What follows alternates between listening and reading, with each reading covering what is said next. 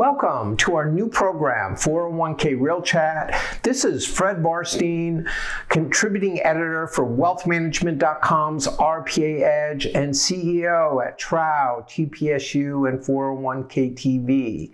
I invite the most interesting, innovative, and impactful retirement and wealth management professionals that I know, asking them to provide open, honest, and candid answers to three important and at times difficult questions. So let's get real. So this week, our guest is Jon Godsall, co-leader, North American wealth and asset management practice at McKinsey Company, who has worked closely with many of the leading 401k record keepers. So welcome, Jon. Thank you. Pleasure to be here.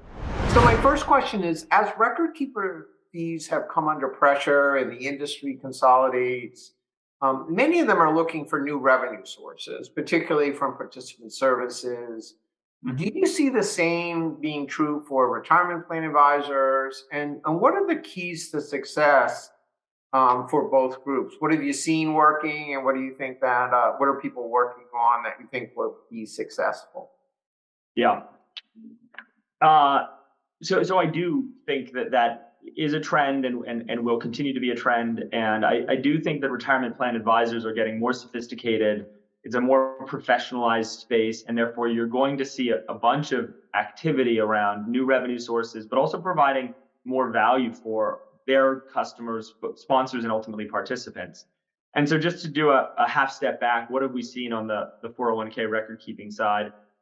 What we have seen is what you alluded to. It has been an industry that has been difficult for the record keepers for going on 20 years now. And there has been a lot of fee pressure that all record keepers have faced. And different record keepers have come up with different strategies to try and alleviate that fee pressure. Some of it's through scale, some of it through other ways of generating revenue from either sponsor or from the participants on the plan. And some of it's through just running better, more efficient businesses, whether it's process efficiency or automation or digitization. However, and you alluded to this, there's been a lot of consolidation. More than half the record keepers that existed a decade ago don't exist anymore. We're down to about 30 or so record keepers of scale. More than 2x that a decade ago. And so this has been a really difficult space for record keepers to thrive and grow. But as you say, some of those challenges have created innovation. We're seeing record keepers who are providing much better digital experiences for their clients, who are providing advice in plan, who are providing new services, whether it's around financial wellness or other kind of offers for the sponsor and ultimately for the participants. And so record keepers, as a result of necessity, have had to get more innovative. And I think your question then is, what are we seeing from the retirement plan advisors? Are they getting more innovative? Are they finding new ways to serve their customers? And the answer is absolutely. When we think about the professionalization of the retirement plan advisor space, whether it's an advisor who works within a wirehouse or whether it's an RIA, these firms have gotten a lot better at thinking about what services are going to benefit the sponsor. How do they think about the offer for the participant, around thinking about what is the best record keeper to partner with, what are the best services and offers they can provide. And frankly, as we're seeing obviously the roll up and the sort of integration and consolidation of these retirement plan advisors, the firms now look like much more professional firms than they did even 2 or 3 years ago. Uh-huh. And by the way, that's making things, depending on how you look at it, either more difficult or a greater opportunity for the record keepers. Because these retirement plan advisors, increasingly, they have a lot more power in the ecosystem of managing the retirement plans. And they're trying to think about, who are my partners? And how do I innovate services for my partners? And how can I go to a record keeper, an asset manager, and help them build a digital advice service with me that ultimately benefits the sponsor and the participants in that ecosystem? So yeah, we are, and we McKinsey, maybe one other thought that I would just put out there, I speak for myself, but we're extremely bullish on the DC 401k ecosystem. We think that more assets are going to be accumulated there. We think there's going to be more asset growth there. There's going to be a greater need for advice to help retirees, pre-retirees and retirees manage their assets. And so the fact that you're seeing professionalization within the 401k ecosystem on behalf of the retirement plan advisors, but also the record keepers, I think ultimately is going to benefit the participants. They're going to get access to better offers at lower cost. Which leads me to the next question is it seems that the wealth services, traditional wealth service financial planning are available only to the wealthy, customized one-on-one, personalized. And that percentage is a very small percentage within DC plans. So, that's the struggle that record keepers and RPAs, have. I mean, on one hand, they can target the wealthy, but that's about 3% of the population. What solutions do you see on the horizon for the rest? And sometimes we talk about, okay, how do we help 97%? Even just going a little bit lower, how do we get the next 5 or 10%? What do you see to help, and what are the advantages maybe of being in a DC plan to access and help these participants? Yeah, it's an excellent question. And as you say, it's not necessarily a new question. And maybe just to restate back to you the obvious, we've observed a similar challenge, right? 80% of Americans who are within 5 years of retirement, according to McKinsey's research, are not sufficiently prepared for retirement and will need help from others in their life to have financial sufficiency in retirement. Right. The challenge is great. We all recognize that. And to your point, access to advice is primarily reserved for those who are wealthy, and that's been a staple of the U.S.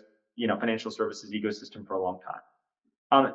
On the retail side, so outside of the DC ecosystem, over the past 20 years, there's been a lot of innovation around providing advice and providing services to investors at a lower cost with better offers. And you've seen this from a variety of firms, whether it's call it digital direct brokerages, but firms like Vanguard, Fidelity, Charles Schwab are all offering low-cost financial advisory solutions with model portfolios that are really good value for high net worth investors, but also more mass market and mass affluent investors. And you've seen that from the large brokerage houses as well, firms like Merrill Lynch with their Merrill Edge offer. So this has been a trend on the retail side for more than a decade now. So with what we're seeing in the retail side of the financial services ecosystem, we think that's going to cross over to the DC side. And there's a lot of innovation happening right now around how do you build out advisory offers that support participants in plan. And obviously managed accounts has been very rapidly growing in the DC ecosystem. It's actually been the fastest growing in terms of CAGR source of revenue growth for record keepers. But we think it's going to be more than that. It's not just going to be managed accounts. It's actually how do you provide digital advice at a very low cost to participants in plan. And by the way, for those participants that ultimately roll out of plan or reach retirement age, how do you maintain a continuity of financial advisory experience for them that is the digital experience could start in plan and could continue when their assets are no longer in plan. And so what we believe is that and by the way, to get this right, you're going to need the record keeper. You may need an asset manager. You certainly are going to need the retirement plan advisor or the financial advisor or the consultant, and you're going to need the sponsor and the participant. So the challenge with creating advisory offers that really work for participants and that help achieve superior retirement outcomes is getting the whole value chain to recognize the offer, to bring the offer to life. And then there's obviously a question on how that's monetized. Who benefits from the provision of that offer, and does it in such a way that for a participant, it's a super attractive offer because you go, well, that's really low cost and that's going to ensure that I get better outcomes in my retirement plan. So that's the challenge, but that's where we see a lot of the innovation occurring. Plus integrating new technology, which is not the easiest thing in the world. Huge challenge. Do you think there are natural advantages to being accessing people while they're in the plan that maybe overcome some of the challenges as well? I think there are, but it's going to have to change, and it's already started to change. On the one hand, the reason that I think historically folks would have thought that there are not natural advantages, the old perspective might have been, well, most people don't even know their login password for their 401k plan. Most people spend under 5 minutes a year looking at their retirement plan. Most people find the language and the experience and the whole end-to-end way in which they engage with their retirement plan extremely frustrating and cumbersome. That's the old view. I think if you fast forward to what we're seeing today, we're seeing a lot of the record keepers in particular have created better, not yet perfect, but better digital experiences. Two, they're trying to find ways to engage with participants in ways that benefit participants. Financial wellness is one of those. Three, they really are driving the idea of keeping assets in plan and doing that in a thoughtful, considered way for the retiree. And I also think that this generation of investors, the younger generation, the next generation, is much more digitally savvy. So if you went back 20 years, folks were not comfortable engaging in their financial lives unless they were doing it on a telephone or in person. Now, this generation doesn't want to do it in person or on a telephone. Right. And when I say this generation, I mean those who are between the age of, call it 25 and 45. They actually would prefer to do it digitally. Right. And I think that that's going to benefit those record keepers that are able to create a really simple, intuitive digital experience. And the other thing we found, McKinsey's found this in our research, more than 80% of participants don't actually understand what they're being asked to do in a retirement plan. They don't understand what the ask is. And how do you actually make it really easy for and the target date fund has that innovation has taken us a long way. But the next horizon innovation, how do you make it really easy for a participant to be in a managed account or to be in an advised offer? Because, and I think to your point earlier about the wealth challenges, you can't, as a provider of services, in a world in which you're talking about people with balances of between 50,000 and call it 300,000, you're not going to be able to provide services to that individual at a low cost with an in-person advisor or a phone-based advisor. So it's got to be digital. So how do you make that digital experience really seamless and really easy for someone to do the right thing for their retirement balances? So we're seeing many retirement plan advisors like Cap Trust and Sage View and Hub try to get into the wealth business, seeing the opportunity. We haven't seen so much the wealth advisors be interested in the DC market. And then obviously you have the record keepers where there's a great digital divide. Some of them, was a recent JD Power survey where, there's some are doing really well and, their clients are very satisfied and 50% of them are willing to keep their assets, but the ones who aren't, only 17% are willing. Who do you think's, final question, who do you think's going to win and what do you see the future of this? Because you've got, fintech, you've got traditional wealth advisors, wealth management companies, record keepers, and RPAs. How do you think this is all going to end up, especially around the participant services? I believe the best collaborators will win. And the reason I say that, I think there's been other spaces where you could manufacture the killer app or the perfect product. Right. And in a world in which product wins, I think that you can, and there are firms that have, on the asset management side, who've built better products. And those products win, whether they're lower cost products, they're better performing products. I don't think that's what the DC ecosystem is. I don't think it's a product ecosystem. I think it's an experience ecosystem. And if you think about what's required from the record keeper, firstly, they need to actually have a technology platform that is a superior technology platform. Often that requires partnering with FIS or an outsourced provider. So they've got to be able to partner with someone that's building the underlying technology. Some folks are doing it themselves, but many aren't.